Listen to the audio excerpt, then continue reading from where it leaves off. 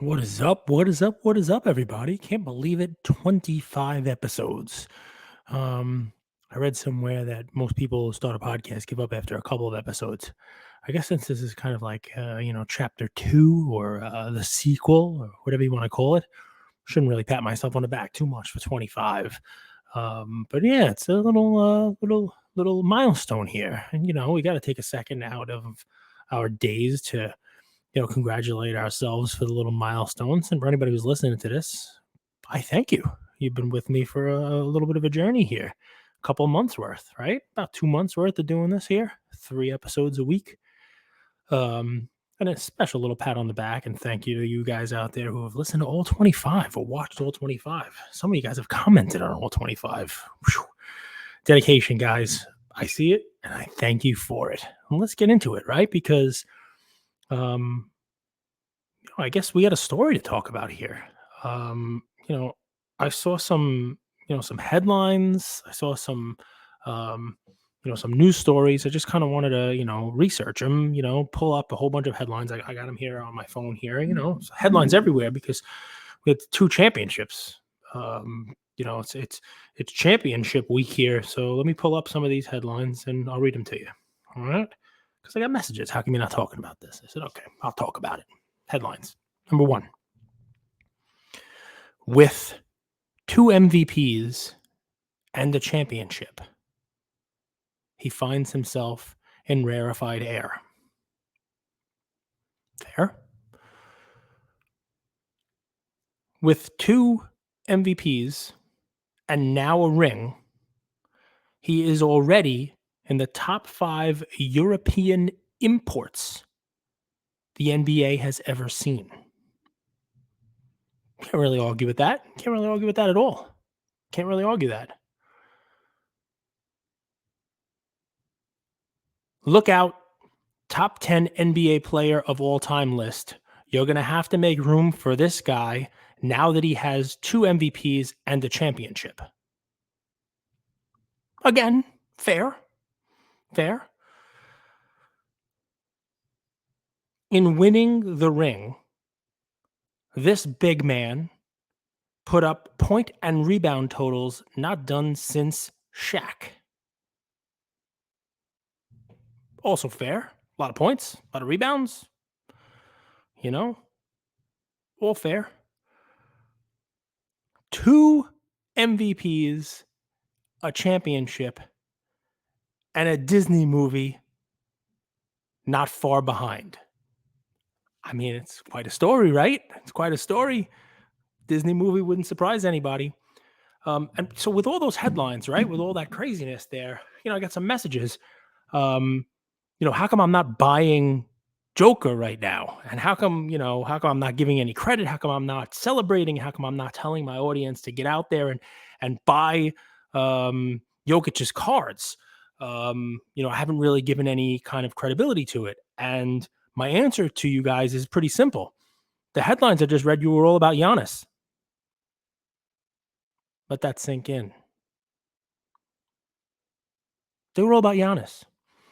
And the only happy Giannis investors, I didn't say collectors, but the only happy Giannis investors there are out there are the ones who sold when those headlines were written in late 2021 and early 2022. Talk about his place in the all-time greats, let alone, obviously, in the greats who have come over from overseas. Talk about the Disney movie. You might have got it with that one. Who knows? Cage playing a little tricks with you. But talk about how he was in his prime. I think he had won his chip at 26, and Jokic, I think he's a couple years older when he won his first one here. And I've made comparisons in the show here to Kawhi after winning 2 finals MVPs with 2 different teams. And anybody who's been with us long enough, collecting, investing, doing whatever it is we do here, knows the prices of those 2012 Prism Kawhis, knows what those silvers were selling for, and knows what they sell for now. knows what the Giannis prisms were selling for and what Giannis's RPAs were selling for. So for the many DMs that I've got, and some people, Denver fans, just want me to talk about their run, and I'll do that in a second because I really haven't given that much much airtime. You'll understand why, I guess, in a moment. My answer to everyone has been just like I said with Jalen Hurts, and just like I said with Mahomes after he won, and you name it. Legacy is different than card price. Jokic has a great legacy. I mean, the list. Ooh, a little thunder there. That was like a boom. Put a little emphasis on on that sentence. The list of people who have done what the Joker has accomplished is a who's who of NBA players, and what I mean by that is the players who have won 2 MVPs and a Finals MVP.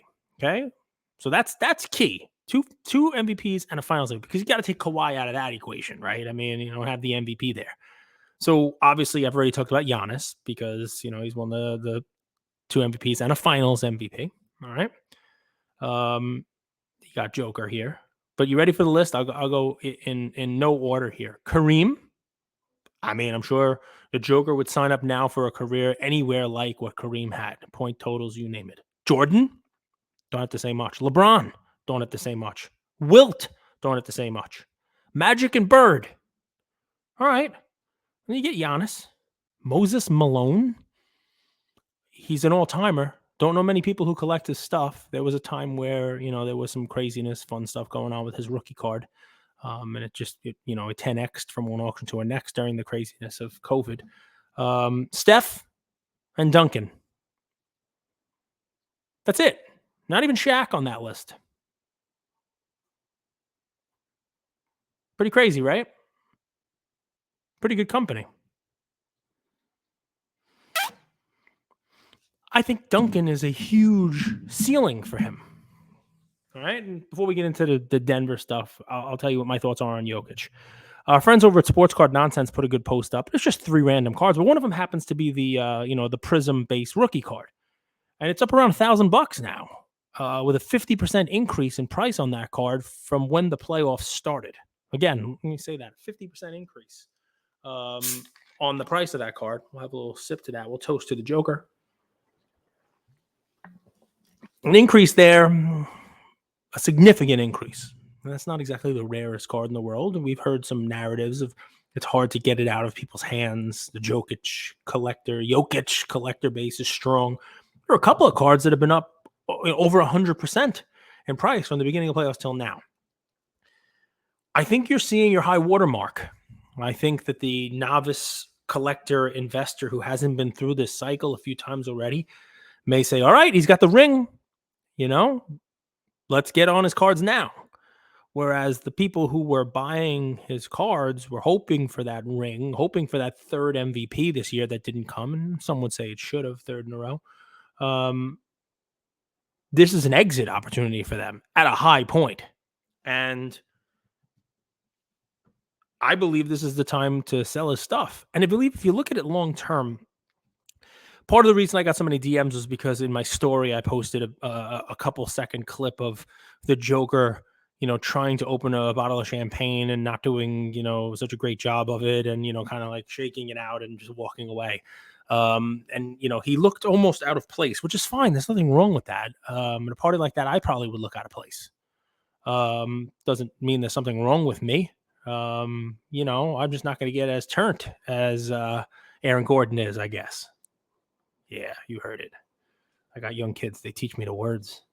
So what I'll say on it is I don't see Joker having a long career.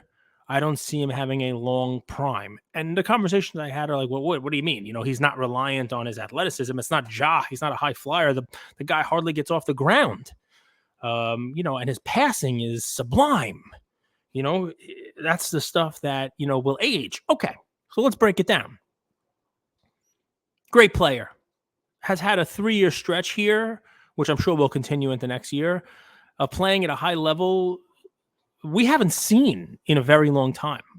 Consecutive year MVPs, winning a championship, playing team ball, basically a point center, not taking anything away from it. But here are the fun little signs. All right. This is about peak physical condition for him that you're going to get. All right. He's not exactly a gym workhorse. He's not ripping his body up, nor am I. So this is not any type of, condemnation of the man. Clearly he plays at a very high level in the condition that he's in. But when he signed his last contract, it was the largest contract in NBA history. You'd figure if he was going to go the route of, getting himself in shape and hiring a nutritionist and getting in the gym, you probably would have seen that type of transformation already. And maybe he doesn't need it. Maybe right now his game is, good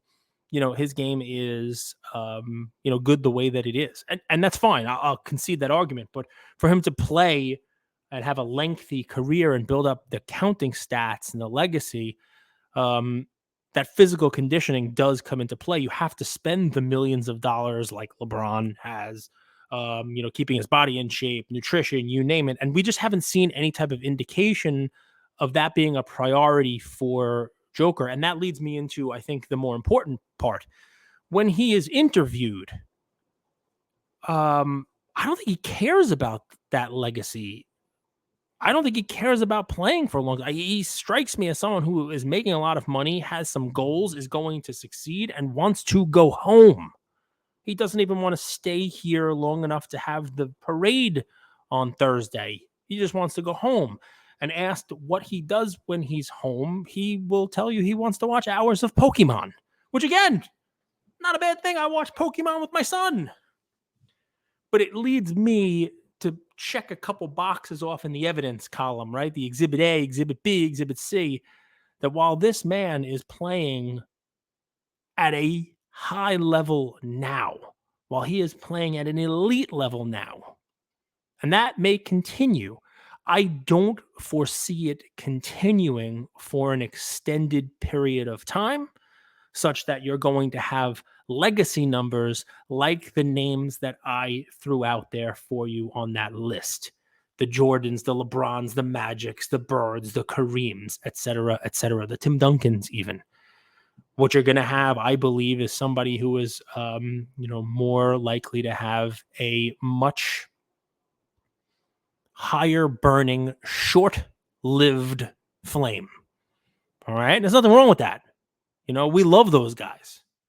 But they're also the guys that it's smart to sell your cards of when they're at that highest burn point. And I believe the people who are getting $1,000 for a Prism base card right now are probably going to look back and be happy that they did it and be able to, if they really want to be a collector of that card, they'll probably be able to buy that card cheaper in the future. Now, you guys, the internet is one of those things that doesn't let anybody forget. It's got a great memory. And in a year or 2 or 3, you might clip that. You might send it back to me in my DMs and say, what's wrong with you? You were right there witnessing the prime of the greatest player to ever play in the NBA. You were wrong on all counts. He got in shape. He's the greatest, point forward, the greatest center, point guard, whatever the heck, positionless basketball you want to call it, point center we've ever seen. And he's won multiple championships now, and he's in a category of his own. Possible. Very possible. And, I can understand that position being taken now by folks after watching what he's done for the last 3 years.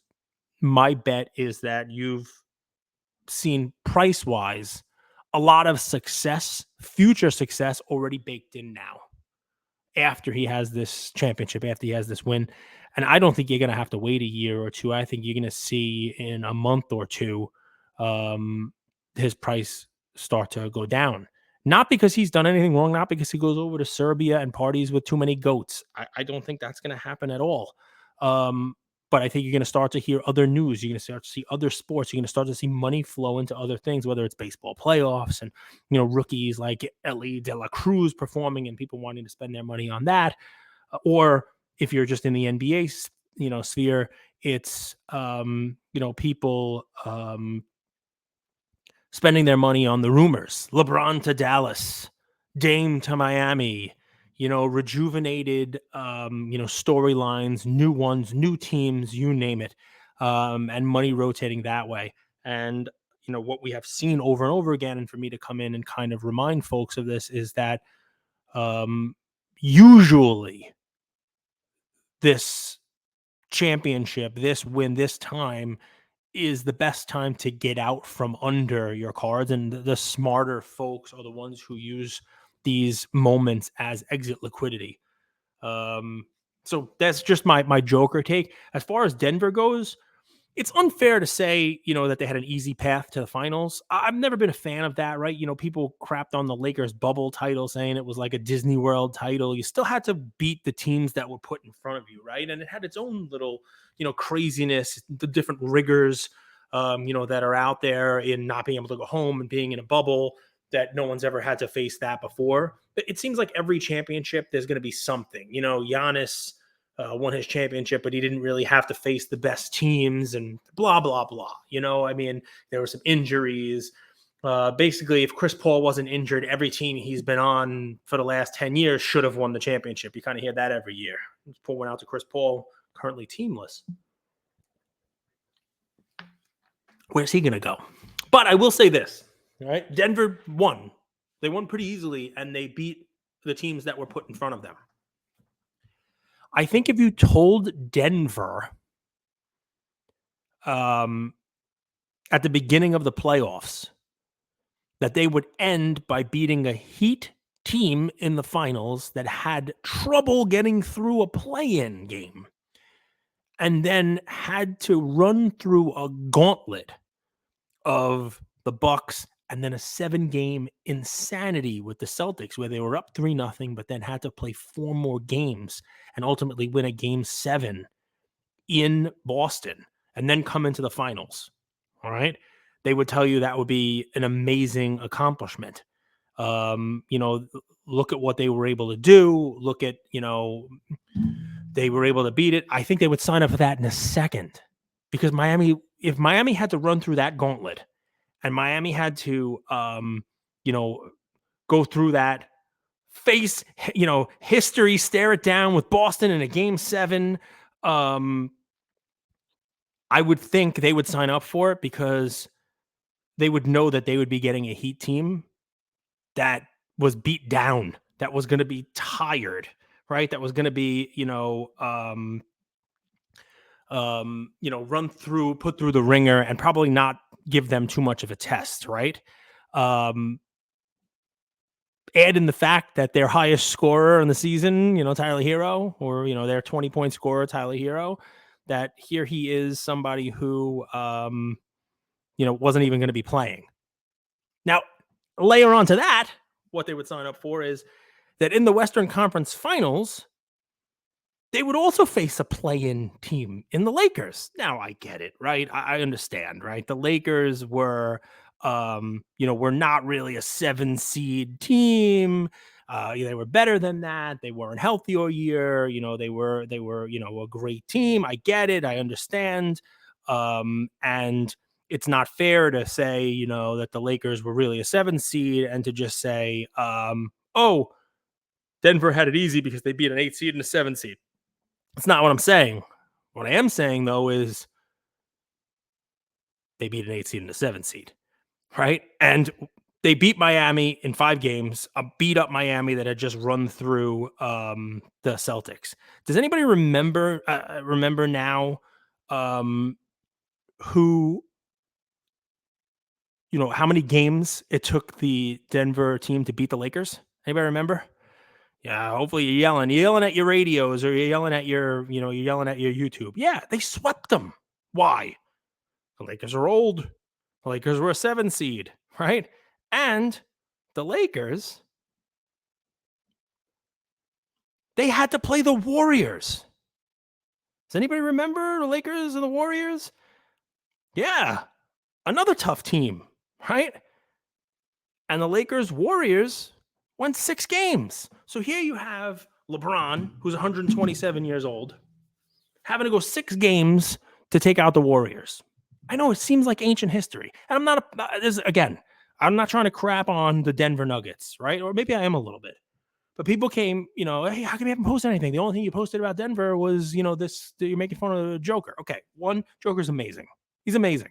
Okay, what he's done the last 3 years, amazing. He's been fun to watch. He's talented. I'll root for him again next year. Why? Because I'm a big man. And you got to give the big man some love. Sure. All right? Sure. I'd still be selling his damn cards. And I'm Denver. I have to be the guy to say it all broke great for them. They got a Lakers team. They swept a 7 seed who had just fought a war against the Warriors.